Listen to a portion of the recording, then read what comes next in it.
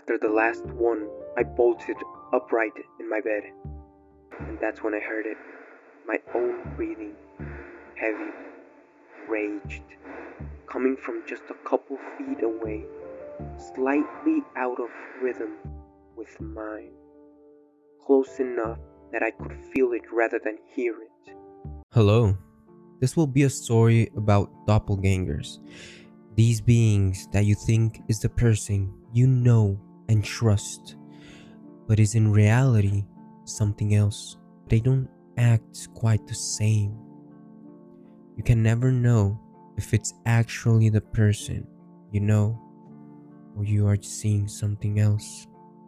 You notice it a little bit too late.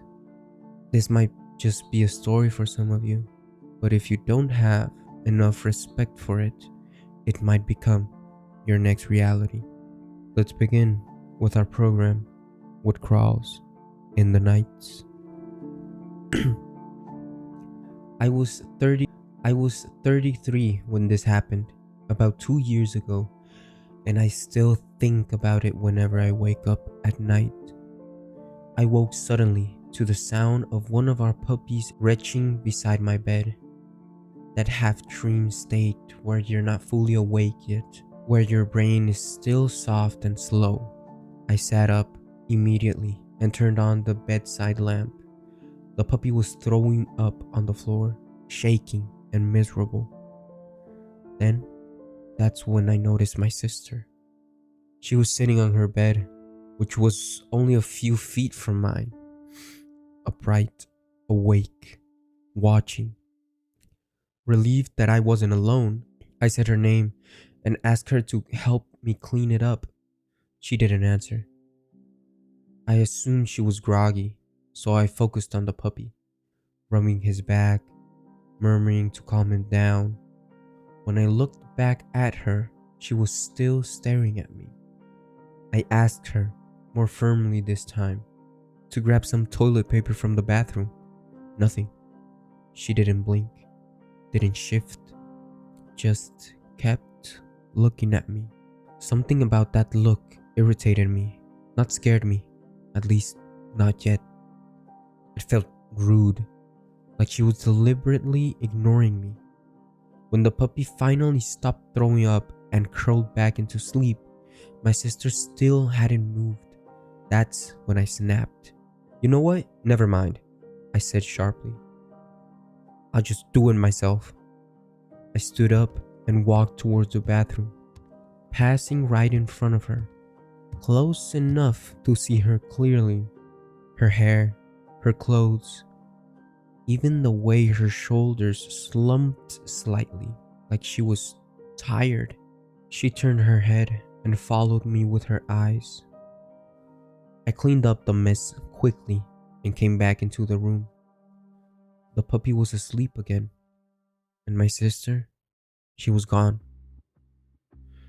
At first, I wasn't alarmed. I assumed she stepped out while I was in the bathroom. I checked the small hangout area just outside our room. Empty, quiet. Annoyed, I went back to bed. I was almost asleep when the thought hit me, hard enough to jolt me fully awake. My sister was on the night shift. She had left for work at 9:30 p.m. She wasn't supposed to be home. It was nearly 3 a.m. My heart started pounding. I grabbed my phone and called her immediately. No answer. I texted her, telling her to call me back right now. Those couple of minutes waiting felt endless. I stared at the empty bed across from mine, replaying the scene over and over in my head. The way she looked at me, the way she followed me with her eyes. Finally, my phone rang. She answered groggily. Yes, she was at work. She had been there all night. I didn't tell her what happened right away. I just sat there, phone pressed to my ear, feeling cold. Because here's the part I can't wrap my head around. I didn't see a shadow. I didn't see something blurry. I didn't see something pretending to be my sister. I literally saw my sister. I remember exactly what she was wearing. I remember the way her head turned when I spoke to her. The only thing that felt wrong, the very only thing, was her expression. It was blank, empty, like nothing was behind her eyes. And sometimes, late at night, I still wake up expecting to see her sitting there again, watching me, waiting for me to notice that she was never really there. Well, guys, there will be 2 stories this time, so we can make it a little bit longer videos. If you guys like it, please let me know in the comment section if you guys like several stories.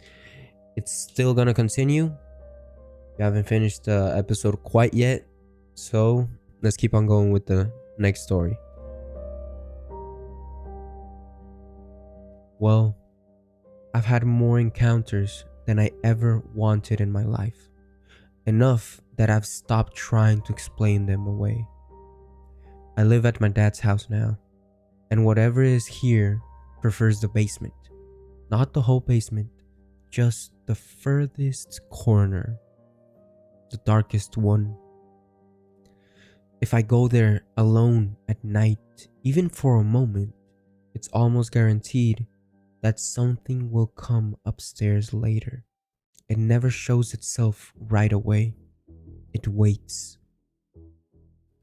Then it lets itself be known by walking around the house, slow and deliberate, so the sound of footsteps are unmistakable, like it wants me to understand that it is following me. It used to mimic one specific cat we had. Only that cat. Only at night. Only when I was the only one awake. I would hear the familiar padding of paws coming from that corner of the basement. The exact rhythm I'd hear thousands of times before. That stopped when the cat died. That's when it escalated. It has mimicked every member of my immediate family. Once, early one morning, I was home alone. Before my dad came back home from work, I heard my sister in her room speaking softly to one of the cats. The tone was perfect, casual, half asleep, affectionate. I even remember thinking it was odd she was awake so early. Then, I remember she wasn't home. That scared me to my core. Another night, back when the computer was still in the kitchen, I heard my dad call my name from behind me. I turned around without hesitation. No one was there. Another time, after getting up from the same computer to grab a drink, I heard a cat leap onto a stack of soda cases. One we owned at the time. One that loved doing that exact thing. I passed by just in time to see the cardboard cave inward under the weight of something landing on it. There was no cat. I moved back into this house in late June. The very first Sunday night I was here, I woke at around 5 a.m. from a nightmare so vivid it felt my chest tighten and my hands shaking. In the dream, there was a demon that mimicked people perfectly. It would imitate someone you trusted, walk you somewhere secluded, using their voice and body.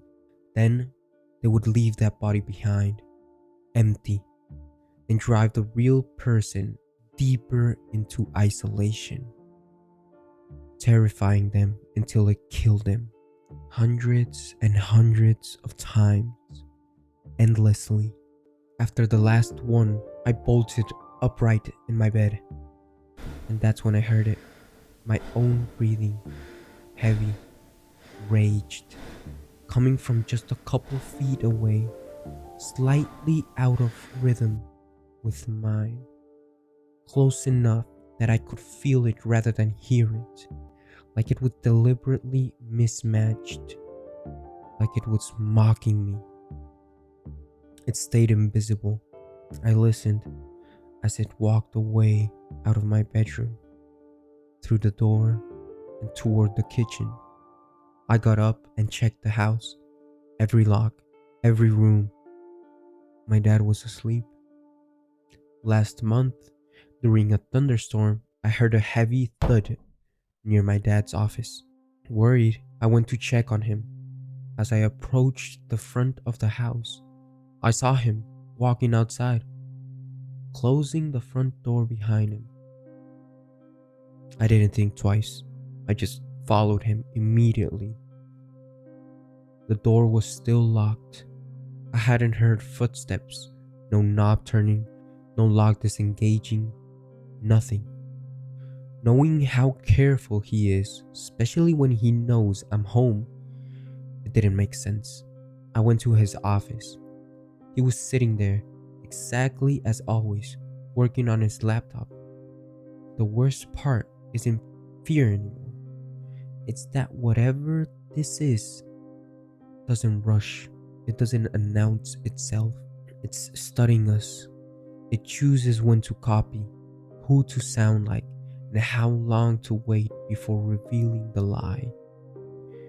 And the longer I live here, the more it feels like it's practicing. Well, guys, that was today's stories. Hope you guys liked it. If you guys like these long stories, as I said, please let me know. If you guys prefer just one story at a time, also let me know, and I'll be doing what you guys asked for. This is why I do it. I do whatever you guys like. And remember, don't ignore the sounds tonight. You've already awakened it. Good night, and don't let the bedbugs bite.